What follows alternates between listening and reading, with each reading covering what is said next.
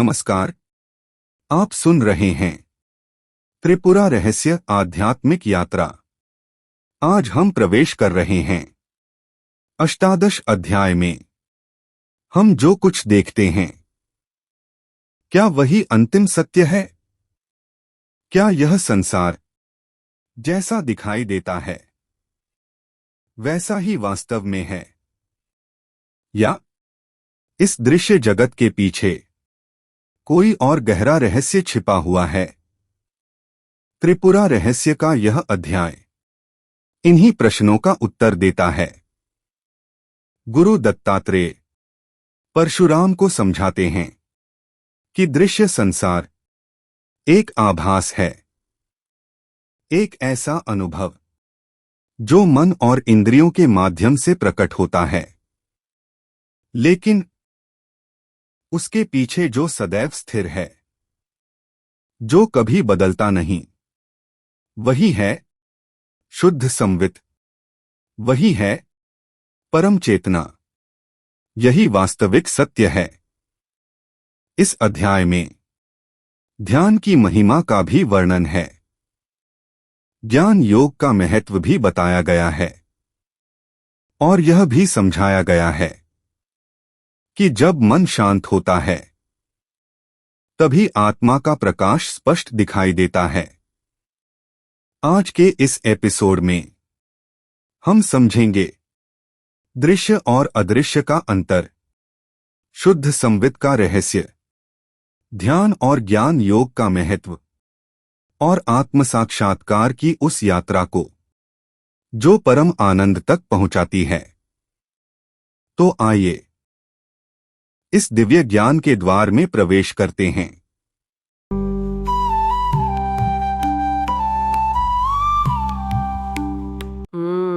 एक पल के लिए इस बात पर गौर करते हैं कि विज्ञान हमारे खुद के शरीर के बारे में असल में क्या कहता है।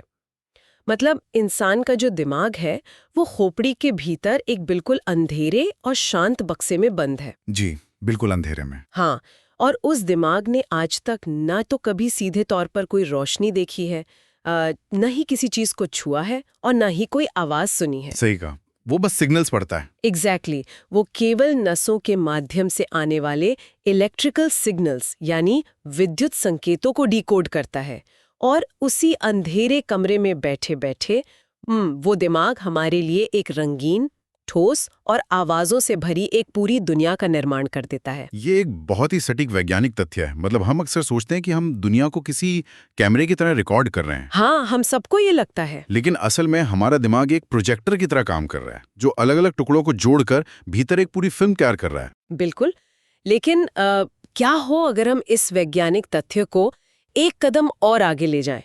मतलब क्या हो अगर बाहर कोई दुनिया है ही नहीं जिसके सिग्नल्स दिमाग तक पहुंच रहे हैं? ओहो, ये तो बहुत ही गहरा सवाल है ना? क्या हो अगर ये पूरी की पूरी रियलिटी, ये ब्रह्मांड सिर्फ एक विशाल और अदृश्य स्क्रीन पर चल रहा एक खेल हो? तो आज के इस गहन चर्चा में हम इसी वास्तविकता की ईंटों को उखाड़ने वाले हैं। और इसके लिए हमारे पास एक बहुत ही खास स्रोत है आज। जी हाँ, हमारा आज का स्रोत कोई आधुनिक थ्योरी नहीं है, बल्कि एक बहुत ही प्राचीन और अत्यंत रहस्यमयी दर्शन ग्रंथ त्रिपुरा रहस्य है। बहुत ही प्रभावशाली ग्रंथ है ये। विशेष रूप से हम इसके पृष्ठ 223 से 250 तक के हिस्से में गोता लगाएंगे, जिसे विद्या गीता कहा जाता है। तो हमारा मिशन बहुत स्पष्ट है, रियलिटी और चेतना के सबसे गहरे रहस्यों को समझना। बिल्कुल। और सबसे दिलचस्प बात तो यह है कि इस ग्रंथ की शुरुआत में जो स्थिति बताई गई है ना, वो किसी को भी चौंका सकती है। हाँ, क्योंकि इस कथा की पृष्ठभूमि में सृष्टि की रचना, पालन और संहार करने वाले सर्वोच्च देवता, मेरा मतलब है ब्रह्मा, विष्णु और शिव, खुद ही भारी असमंजस में है। अरे बाप रे, मतलब देवता भी कंफ्यूज्ड है। जी, वे इस बात को लेकर उलझन में हैं कि परम सत्य आखिर है क्या, और अंततः वे इसके समाधान के लिए देवी त्रिपुरा की शरण में जाते हैं। जब पूरे ब्रह्मांड का संचालन करने वाले ही इस सवाल पे अटक जाए तो हम इंसानों की क्या बिसात। और यहीं पर ये ग्रंथ 2026 की हमारी इस आधुनिक दुनिया के लिए भी इतना ज्यादा प्रासंगिक हो जाता है। वो कैसे? थोड़ा समझाइए। देखिए, आज हम एक ऐसे युग में जी रहे हैं जहां हम सूचनाओं के यानी इन्फॉर्मेशन के एक महासागर में डूब रहे हैं। हाँ, फोन देखते देखते आंखें थक जाती हैं। बिल्कुल। लगातार आते नोटिफिकेशंस, न्यूज़ फीड्स और अभी आर्टिफिशियल इंटेलिजेंस की इतनी तेज प्रगति, इन सब के बीच एक आम इंसान भयंकर एंग्जाइटी और मानसिक थकान से जूझ रहा है। ये तो है। हम हर पल स्क्रीन पर कुछ ना कुछ देख ही रहे होते हैं। एग्जैक्टली। हम सब कुछ देख रहे हैं, लेकिन हम ये पूरी तरह से भूल गए हैं कि उस स्क्रीन को देखने वाला वो मैं असल में कौन है। तो ये डीप डाइव सिर्फ ये रटने के लिए नहीं है कि प्राचीन दर्शन क्या कहता था।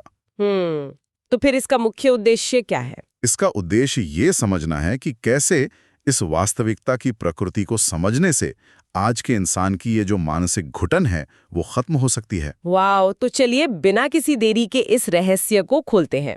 देवताओं के सवालों के जवाब में देवी त्रिपुरा चेतना का एक ऐसा सिद्धांत सामने रखती हैं जो पूरी तरह से दिमाग को झकझोर देता है। जी, वो दर्पण वाला सिद्धांत। हाँ, वो कहती हैं कि ये पूरा ब्रह्मांड, आकाश, तारे, ग्रह, हमारा खुद का शरीर और यहाँ तक कि हमारे विचार भी चेतना के दर्पण में एक प्रतिबिंब मात्र है। मतलब बस एक रिफ्लेक्शन। सुनने में बहुत अद्भुत लगता है, लेकिन सच कहूं तो इस सिद्धांत को यूं ही सीधे सीधे मान लेना थोड़ा मुश्किल लगता है। स्वाभाविक है, क्योंकि जब भी हम दर्पण या शीशे का नाम सुनते हैं तो हमारे दिमाग में सीधा हमारे बाथरूम या बेडरूम का शीशा आ जाता है। बिल्कुल। और एक साधारण शीशे की खासियत क्या होती है? यही ना कि वो खुद से कोई चित्र नहीं बना सकता। हाँ, उसे किसी बाहरी चीज की जरूरत होती है। एग्जैक्टली। अगर शीशे के सामने एक सेब रखा है तभी शीशे में वो सेब दिखाई देगा। मतलब रिफ्लेक्शन बनने के लिए एक बाहरी वस्तु का होना एकदम अनिवार्य है। सही पॉइंट है। तो देवी त्रिपुरा जिस चेतना के दर्पण की बात कर रही हैं, वो बिना किसी बाहरी वस्तु के पूरी दुनिया को कैसे रिफ्लेक्ट कर सकता है? यहीं पर इस ग्रंथ का सबसे तकनीकी और सबसे सुंदर विचार सामने आता है। देवी इसे स्वतंत्र माया कहती हैं। स्वतंत्र माया? इसका क्या मतलब हुआ? अब देखिए, इस स्वतंत्र शब्द के पीछे के मैकेनिज्म को समझना जरूरी है। एक जो साधारण शीशा होता है वो परतंत्र है, यानी वो बाहरी चीजों पर पूरी तरह निर्भर है। हाँ, सेब हटा दो तो शीशा खाली। बिल्कुल।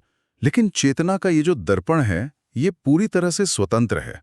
ये इतना विलक्षण है कि इसे ब्रह्मांड का चित्र बनाने के लिए किसी बाहरी सामग्री, किसी रॉ मटेरियल की कोई आवश्यकता नहीं होती। अच्छा, बिना किसी रॉ मटेरियल के? जी।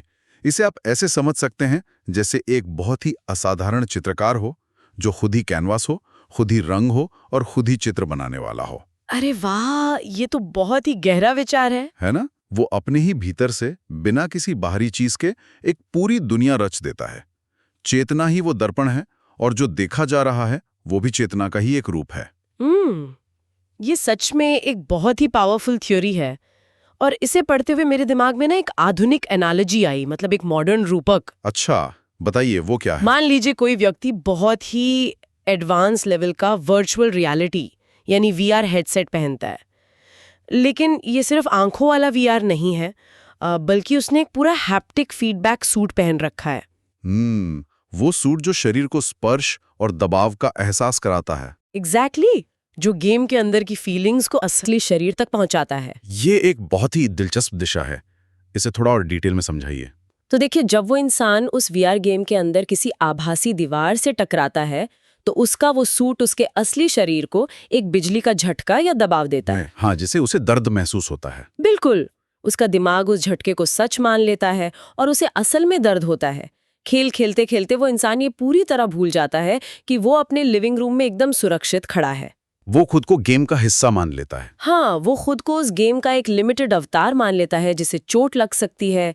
इस ग्रंथ के अनुसार हमारा ये भौतिक शरीर और हमारा नर्वस सिस्टम बिल्कुल उसी हैप्टिक फीडबैक सूट की तरह ही तो है। बहुत सही तुलना की आपने। ये शरीर चेतना को बस ये भ्रम दे रहा है कि वो इस छोटी सी देह तक सीमित है, जबकि असल में हम वो सीमित अवतार नहीं है। हम तो वो अनंत स्क्रीन है जिस पर ये पूरा गेम चल रहा है। ये बहुत ही सटीक उदाहरण है, क्योंकि ये साफ बताता है कि कैसे अनुभव असली होते हुए भी वस्तु नकली हो सकती है। अनुभव असली है पर वस्तु नकली। हाँ, देखिए, दर्द का जो अनुभव है वो एकदम असली है, लेकिन वो दीवार जिससे टकराकर दर्द हुआ वो पूरी तरह आभासी है, वर्चुअल है। बिल्कुल, एकदम सही।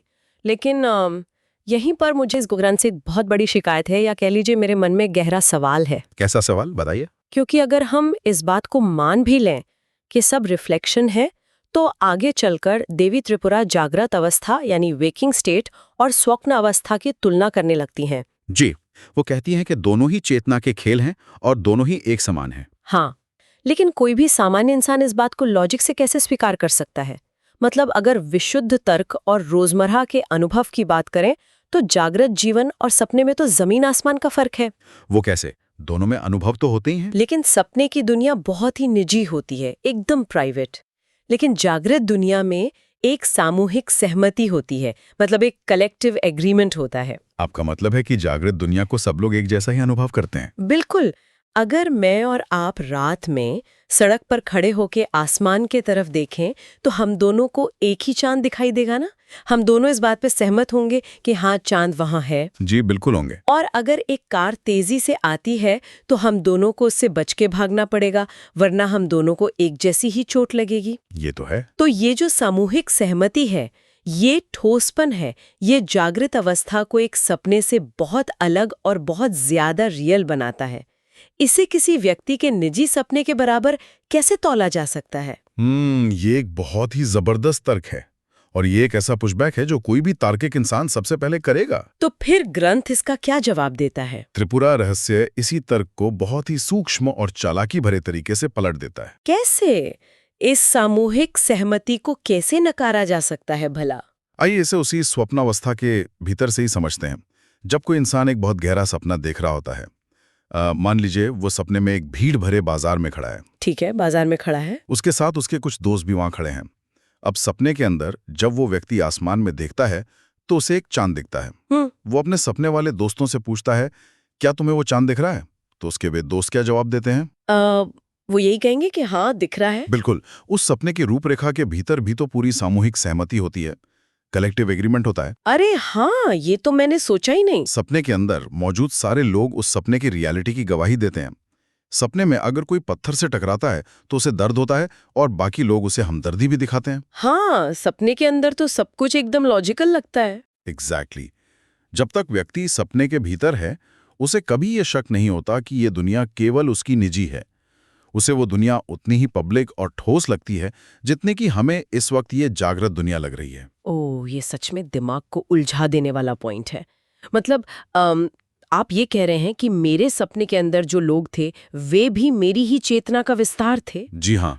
लेकिन सपने के अंदर वे मुझे अलग अलग स्वतंत्र इंसानों की तरह लग रहे थे, जो मेरी बातों से सहमत या असहमत भी हो सकते थे। सटीक रूप से। और देवी त्रिपुरा यही समझाती हैं कि कैसे एक ही चेतना अनगिनत बिंदुओं में यानी नोड्स में बंटकर खुद से ही खेल रही है। वाह! जागृत दुनिया और स्वप्न की दुनिया में उनके अनुसार कोई तात्विक अंतर है ही नहीं। मुख्य अंतर केवल निरंतरता यानी कंटिन्यूटी और अवधि का है। निरंतरता मतलब ये जो जागृत दुनिया है, ये बस एक बहुत लंबा और स्थिर सपना है? बिल्कुल। सपने की अवधि बहुत छोटी होती है। आज रात के सपने का कल रात के सपने से कोई लेना देना नहीं होता। हाँ, रोज नए सपने आते हैं। लेकिन जागृत अवस्था एक ऐसा सपना है जिसमें एक भयंकर निरंतरता है। आप जहां रात को सोकर उठते हैं, सुबह वहीं से सब शुरू होता है। वही ऑफिस, वही लोग। हाँ, आपका बैंक बैलेंस, आपके रिश्ते, आपके घर की दीवारें सब स्थिर महसूस होते हैं, और ये स्थिरता ही इसे ज्यादा वास्तविक होने का भ्रम देती है। ठीक है, तो ये तो हुई जागृत और स्वप्नावस्था की बात, लेकिन ग्रंथ का नाम त्रिपुरा रहस्य है। त्रिपुरा का अर्थ होता है 3 नगर या 3 अवस्थाएं। तो ये तीसरी अवस्था कौन सी है? ये बहुत ही अहम सवाल है। तीसरी अवस्था है सुषुप्ति, यानी गहरी नींद, डीप स्लीप, जहां कोई सपना नहीं होता। और यही इस पूरे दर्शन की सबसे महत्वपूर्ण कुंजी है। गहरी नींद? लेकिन गहरी नींद में तो कुछ होता ही नहीं है। वहां तो इंसान को अपने शरीर, दुनिया या यहाँ तक कि अपने खुद के होने का भी कोई भान नहीं होता। जी, एकदम सन्नाटा होता है, पूरी तरह से ब्लैकआउट होता है ना। तो उसे चेतना की एक अवस्था कैसे माना जा सकता है? और यही वो बिंदु है जहां ये ग्रंथ दर्शन शास्त्र के सबसे गहरे क्यों और कैसे का उत्तर देता है। मान लीजिए कोई व्यक्ति रात भर बिना कोई सपना देखे एकदम गहरी नींद सोता है। सुबह उठकर वो क्या कहता है? वो यही कहता है कि आज मैं बहुत गहरी नींद सोया, मुझे कुछ भी पता नहीं चला, कोई सपना नहीं आया, बड़ा मजा आया। बस यहीं रुकिए। अगर उस गहरी नींद में सब कुछ पूरी तरह से ब्लैकआउट हो गया था, अगर चेतना पूरी तरह से स्विच ऑफ हो गई थी तो सुबह उठकर इस बात की गवाही कौन दे रहा है कि वहां कुछ नहीं था? एक सेकंड, मतलब किसी चीज की अनुपस्थिति को जानने के लिए भी किसी जानने वाले का होना जरूरी है? बिल्कुल, यही तो पॉइंट है। अगर आप एक खाली कमरे में जाते हैं और कहते हैं कि यहां कोई नहीं है, तो इसका सीधा सा मतलब है कि आप वहां हैं जो उस खालीपन को देख रहा है। अरे वाह, ये बहुत ही गहरा है। सुषुप्ति या गहरी नींद में विचार नहीं होते, शरीर का भान नहीं होता, दुनिया नहीं होती, विचारों की पूरी तरह से अनुपस्थिति होती है। लेकिन उस अनुपस्थिति को, उस खालीपन को जो मौन होकर लगातार देख रहा है, वही तो शुद्ध चेतना है। तो विद्या गीता क्या कहती है इस बारे में? विद्या गीता के अनुसार असली अज्ञान यह है कि हम खुद को कभी जागृत पुरुष, कभी स्वप्न देखने वाला मान लेते हैं, जबकि असली ज्ञान यह है कि हम वो अपरिवर्तनीय चेतना है जो जागृत किशोर, सपने के भ्रम और गहरी नींद के सन्नाटे, इन तीनों की साक्षी है। ये सच में एक बहुत बड़ा आहा मोमेंट है। मतलब चेतना विचारों का होना नहीं है, बल्कि वो बैकग्राउंड है जिस पर विचार आते और जाते हैं। बिल्कुल सही। लेकिन अगर मैं इस बात को पूरी तरह से मान भी लूं, तो एक बहुत बड़ा प्रैक्टिकल सवाल खड़ा हो जाता है। कैसा सवाल? देखिए, अगर ये सब कुछ चेतना के दर्पण पर महज एक रिफ्लेक्शन है, अगर ये जागृत दुनिया भी बस एक बहुत लंबा और स्थिर सपना है, तो फिर किसी भी चीज का क्या मोल रह जाता है? निहिलिज्म की तरफ इशारा कर रही हैं आप। हाँ, फिर तो किसी भी इंसान को अपनी नौकरी, अपने परिवार, अपनी जिम्मेदारियों से कोई मतलब ही नहीं रखना चाहिए। अगर सब एक इल्यूजन है, एक भ्रम है, तो इंसान को सब कुछ छोड़कर किसी गुफा में जाके बैठ जाना चाहिए। ये बहुत ही आम धारणा है। तो इस ज्ञान का रोजमर्रा की जिंदगी में एक आम इंसान के लिए आखिर क्या उपयोग है? ये एक बहुत ही जायज चिंता है और अक्सर वेदांत या ऐसे दर्शन को समझने में यही सबसे बड़ी चूक होती है, जहां लोग सोचते हैं कि ज्ञान का मतलब है दुनिया से भाग जाना। तो फिर सही मतलब क्या है? त्रिपुरा रहस्य इसका जो उत्तर देता है वो इसके बिल्कुल विपरीत है। यहाँ जीवन मुक्ति की अवधारणा सामने आती है। जीवन मुक्ति यानी जीते जी मुक्त होना? हाँ, शरीर और इस दुनिया में रहते हुए ही पूरी आजादी। देवी समझाती हैं कि अज्ञानी व्यक्ति और ज्ञानी में ये फर्क नहीं है कि अज्ञानी काम करता है और ज्ञानी पहाड़ों पर जाकर छुप जाता है। तो फर्क क्या है? फर्क उनके नजरिए में है, उनके पर्सपेक्टिव में है।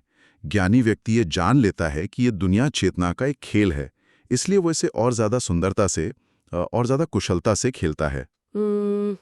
इसे समझने के लिए मैं एक और एनालॉजी का सहारा लेना चाहूंगी।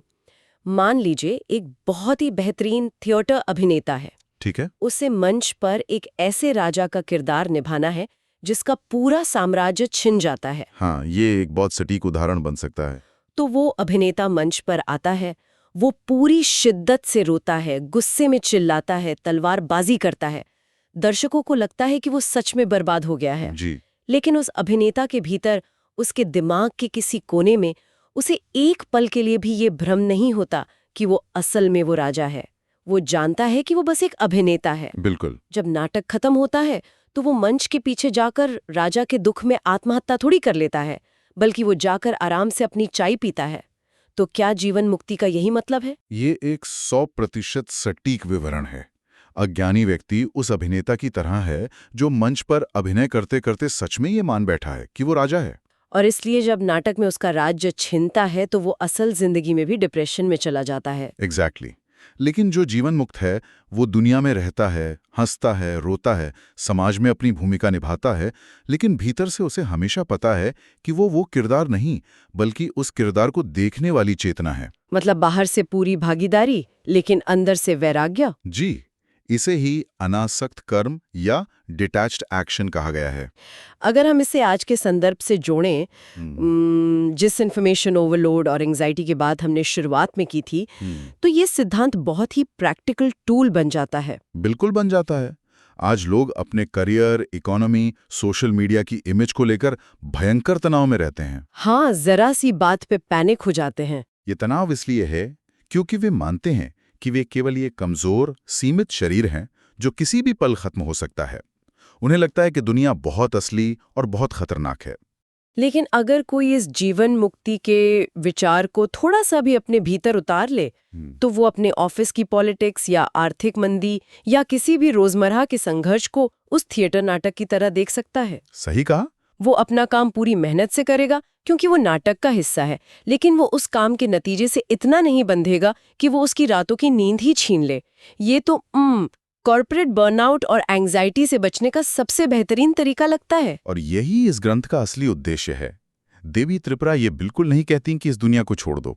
वो कहती हैं कि इस दुनिया को इसकी असलियत में देखो। जब आप जान जाते हैं कि सिनेमा हॉल के पर्दे पर लगी आग असल में पर्दे को नहीं जला सकती, तो आप उस आग के दृश्य का आनंद ले सकते हैं। क्या बात है, बहुत ही सुंदर विचार है ये। दुनिया कोई कैद खाना नहीं है, ये चेतना के दर्पण में उभरने वाली खूबसूरत कलाकृति है। डर तब लगता है जब हम कलाकृति को ही असली मान लेते हैं। जब हम जान जाते हैं कि हम वो दर्पण हैं, तो फिर डर की कोई गुंजाइश ही नहीं बचती।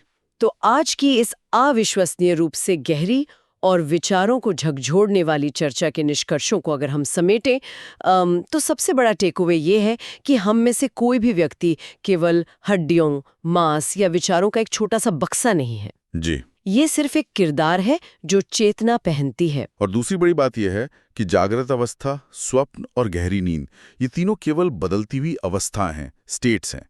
असली मैं वो है जो इन तीनों को आते जाते देखता है। और सबसे प्रैक्टिकल सबक ये है कि इस दुनिया को, इस जीवन को बिना भागे एक खेल या नाटक की तरह पूरी तरह से जिया जा सकता है। बिल्कुल। हम तनाव को पीछे छोड़कर अपने किरदार को पूरी ईमानदारी और आनंद के साथ निभा सकते हैं। साइका, सत्य को किसी हिमालय की चोटी पर या किसी बाहरी दुनिया में खोजने की कोई आवश्यकता नहीं है। सत्य वो है जो इसी पल आपके और हमारे भीतर बैठकर इन शब्दों को सुन रहा है और इस अनुभव को जान रहा है। ये सच में एक ऐसा विषय है जो इंसान की सोच की जड़ों को पूरी तरह हिला देता है। लेकिन खैर, हर डीप डाइव की तरह हमें इस सफर को भी यहाँ विराम देना होगा। जी, समय हो गया। जाने से पहले क्या आपके पास श्रोताओं के लिए कोई ऐसा अंतिम विचार है जो उन्हें इस ग्रंथ से परे भी सोचने पर मजबूर करे? हाँ, एक बहुत ही रोचक और सीधा सा प्रयोग है जो कोई भी स्वयं करके देख सकता है, और ये इस पूरी चर्चा के सार पर ही आधारित है। प्रयोग? कैसा प्रयोग? अगली बार जब कोई भी शीशे के सामने खड़ा हो ना, तो वो एक अजीब काम करे। हम हमेशा शीशे में अपने चेहरे को देखते हैं, अपने बालों को ठीक करते हैं, अपनी आंखों को देखते हैं। हाँ, जाहिर सी बात है। लेकिन अगली बार उस चेहरे पर से ध्यान हटाकर शीशे के उस पारदर्शी ठंडी सतह को देखने और महसूस करने की कोशिश करें। वो सतह जो खुद अदृश्य है, जिसका खुद का कोई रंग नहीं है, लेकिन वो हर रंग को दिखाती है। शीशे की सतह को देखना, ये बहुत ही दिलचस्प नजरिया है। और फिर वहीं खड़े होकर खुद से बस ये एक सवाल पूछें, बाहर तो ये कांच का शीशा है, लेकिन मेरे भीतर वो कौन सी पारदर्शी सतह है? वाह! विचारों, भावनाओं और इस पूरी दुनिया को लगातार देखने वाली वो अनाम आंख असल में कौन है? और सबसे बड़ा सवाल, क्या जो हमेशा सब कुछ देखता है उसे कभी देखा जा सकता है? क्या जो हमेशा सब कुछ देखता है उसे कभी देखा जा सकता है?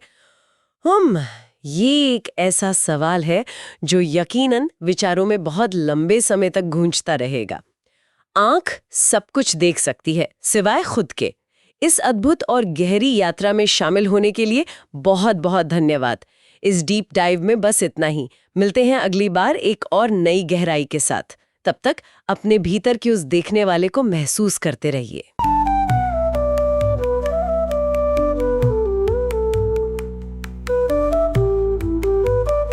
तो मित्रों, आज हमने जाना, जो दिखाई देता है वह हमेशा अंतिम सत्य नहीं होता। संसार बदलता रहता है, परिस्थितियां बदलती रहती हैं, शरीर बदलता है, विचार बदलते हैं, लेकिन एक सत्ता ऐसी है जो कभी नहीं बदलती।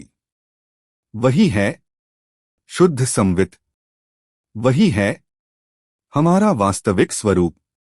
त्रिपुरा रहस्य हमें सिखाता है कि ध्यान सिर्फ आंखें बंद करने का अभ्यास नहीं है। ध्यान अपने वास्तविक अस्तित्व की ओर लौटने की यात्रा है। ज्ञान योग सिर्फ विचारों का संग्रह नहीं है, यह स्वयं को पहचानने की प्रक्रिया है। जब साधक इन दोनों को अपने जीवन में उतारता है, तब उसके भीतर एक गहरी शांति जन्म लेती है। एक ऐसा आनंद जो किसी बाहरी वस्तु पर निर्भर नहीं होता। यही मुक्ति का अनुभव है।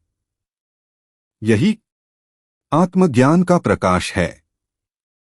इसलिए हर दिन कुछ क्षण अपने भीतर उतरिए, अपने मन को शांत कीजिए और उस शुद्ध चेतना को अनुभव कीजिए जो सदैव आपके साथ है। अगले एपिसोड में हम त्रिपुरा रहस्य की इस महान यात्रा को एक और नए आयाम में समझेंगे। तब तक शांत रहिए, सजग रहिए और अपने भीतर के शाश्वत प्रकाश से जुड़े रहिए। नमस्कार।